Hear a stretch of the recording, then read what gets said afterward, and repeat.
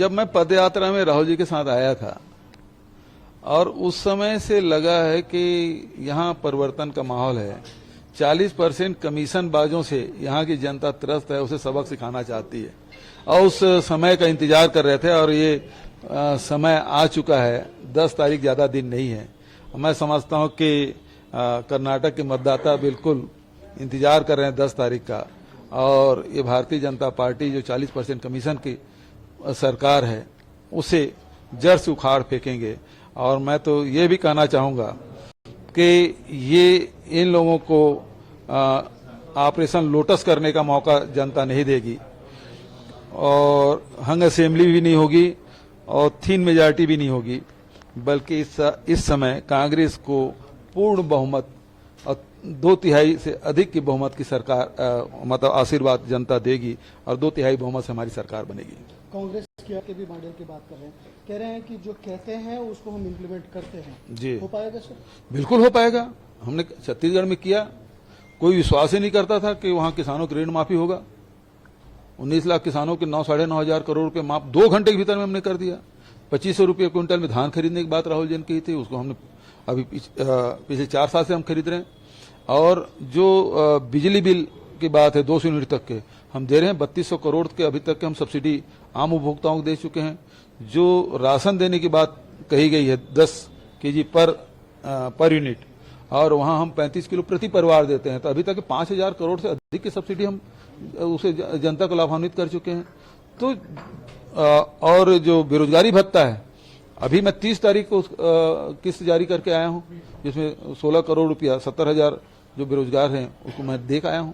लगातार बीजेपी ये कह रही है, प्राइम मिनिस्टर अनाउंस किए हैं, सिर्फ बोगस से इसको प्रैक्टिकली इम्प्लीमेंट नहीं कर सकते हैं। भाई पिछले 4.5 साल से छत्तीसगढ़ में हम इम्प्लीमेंट कर रहे हैं, पिछले 4.5 साल से राजस्थान में इम्प्लीमेंट कर रहे हैं। तो जब छत्तीसगढ़ राजस्थान में कर सकते हैं तो कर्नाटक तो वैसे भी बहुत ही समृद्ध प्रदेश है, तो यहाँ क्यों नहीं हो सकता? बिल्कुल होगा। ये जरूर होगा कि 40% कमीशन बंद हो जाएगा और वो जो राशि है वो जनता की जेब में जाएगा। खुद प्राइम मिनिस्टर कहते हैं कि पार्टी गरीबी कभी नहीं हटा सकती, उनका गरीबी हटाओ जो स्कीम है वो खुद स्कैम है, इस तरह की बात। हाँ, भारतीय जनता पार्टी लोगों को गरीब कर रही है, क्योंकि इन 9 सालों में 40 करोड़ लोग गरीबी रेखा के नीचे आ गए हैं, जबकि मनरेगा और दूसरे कार्यक्रमों के माध्यम से मनमोहन सिंह जी और सोनिया जी के नेतृत्व में जो सरकार बनी थी उसमें 22 करोड़ लोग ऊपर गरीबी रेखा से ऊपर आए थे और इन्होंने 40 करोड़ लोगों को पीछे धकेल दिया है। इंदिरा जी के समय ये शुरू हुआ था और गरीब लोगों को जमीन बांटा गया, जमीन दी गई और उसके बाद स्थिति ये है कि देश में राशन की कोई कमी नहीं थी, दूसरे देशों पर निर्भर होना पड़ता था। और इंदिरा जी की जो हरित क्रांति है उसके कारण से आज स्थिति ये है कि देश में अनाज की कोई कमी नहीं। 3 साल भी सूखा हो जाए तो पर भी देश के लोग भूखे नहीं मरेंगे। तो इतना हमारे अन्नदाताओं को उन्होंने प्रोत्साहित किया, आह्वान किया। और ये जो केंद्र सरकार है आज समर्थन मूल्य नहीं दे पा रही है, न धान के, न गेहूं के, न मिलेट्स के, किसी का समर्थन मूल्य नहीं दे पा रही है। तो ये किसान विरोधी सरकार है। हिमंत बिस्वा शर्मा जो असम के सीएम है सर, वो यहाँ के लिए उन्होंने 2 बड़े इल्जाम लगाए हैं।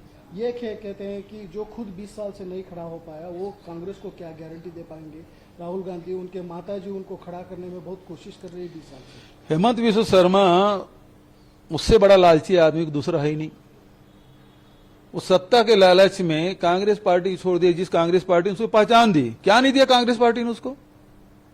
और उसके बाद बिना रीढ़ के व्यक्ति जो एक जांच क्या बैठी, वो भारतीय जनता पार्टी गोद में जाकर बैठ गए और आज कांग्रेस पे आरोप लगा रहे हैं।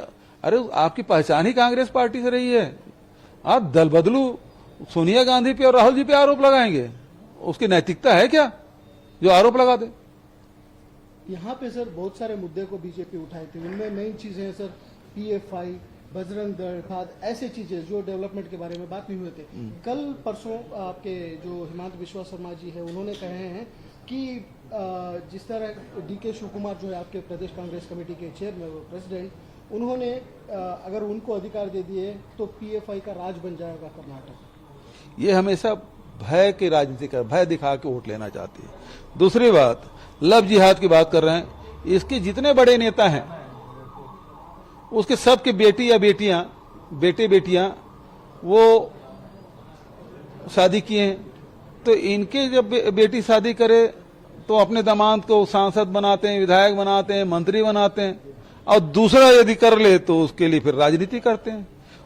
देश बंद कब कराए? जब उसके नेता की बेटी जब दूसरे धर्मावलंबी से शादी किए तब उन्होंने देश कब बंद कराया, अब उसका प्रदेश कब बंद कराया? तो वो करे तलब, दूसरे करे जिहाद। तो गरीब के लोगों को मतलब परिवार यदि दूसरे विधर्मी से शादी कर ले तो राजनीतिक मुद्दा हो जाता है। और खुद की बेटियां जब शादी करे तो वो तो दामाद है, उसको तो बड़े मंत्री बना कर रखते हैं। तो ये दोहरा चरित्र भारतीय जनता पार्टी सर का। मेरा लास्ट प्रश्न, यहाँ पे एक फिल्म बना हुआ है साउथ में, आप जानते हैं शायद, मैंने नहीं देखा केरला भैया, स्टोरी। मैंने नहीं देखा। ये जब जब चुनाव आता है ना तो इस प्रकार के पिक्चर आ जाते हैं। चलो थैंक यू सर।